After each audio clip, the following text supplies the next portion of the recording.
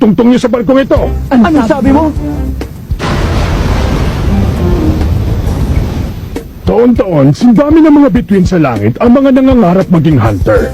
Walang panahon, pamamaraan o pagkukunan ng mga examiner para suriin ang ganong kadaming aplikante ng sabay-sabay. Kaya ako nandito. Ang mga tulad ko ang inatasan na gawin yon para sa kanila. Kumbaga trabaho namin ang salain ng latak. Ipinarating ko na sa examination board na lahat ng ibang aplikante sa barkong ito maliban sa inyo, umatras na. Kung sa pipitsuging bagyo pa lang, tumitiklop na sila. Ngayon pa lang alam ko nang wala na silang kahit katiting na pag-asa sa Hunter exam. Naintindihan niyo na. Ang tsansa ninyong makausad sa aktual na exam ay nakasalalay sa akin at sa desisyon kong ipasa kayo o hindi. Kaya ang payo ko, pag-isipan ninyong mabuti ang isasagot mo sa akin. Yun naman pala eh. Bakit kasi hindi niyo nalang sinabi sa atin nung una pa lang? Ako ang natitirang huling miyembro ng angkan ng kuruta. Ang buong angkan ko ay nilipol ng isang grupo ng mga kriminal 4 na taon nang nakakaraan. Isa lang ang layunin ko sa pagiging hunter, ang hanapin ng Phantom Gun. Kung ganon, hinahangad mo pala maging bounty hunter. Siguro naman alam mo na ang Phantom Gang ay may Class A bounty.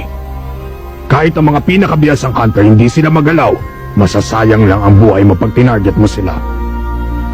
Hindi pagkamatay ang kinatatakutan ko, kundi ang posibilidad na maaaring sa paglipas ng panahon, ang galit sa puso ko ay unti-unting mawala ng alab.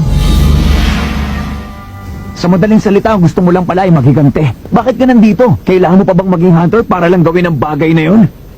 Sa lahat ng narinig ko lumabas sa bibig mo, Leorio, yan na siguro ang pinakawalang kwenta. Sabi ng Mr. Leorio eh! Mga lugar na walang ibang may access kundi hunters. Mga sikretong impormasyon.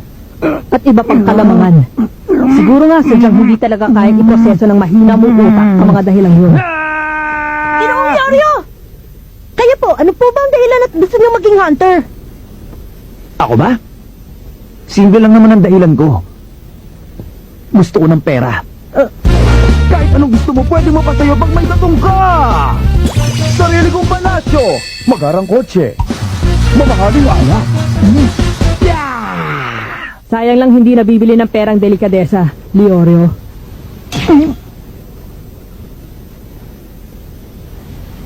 Naka-strike 3 ka na. Dito tayo sa labas. Wawakasan ko maduming ang ka ng mga kuruta ngayong araw na to. Bawiin mo yung sinabi mo, Leorio! Bawiin mo sinabi mo! Mr. Leorio sabi,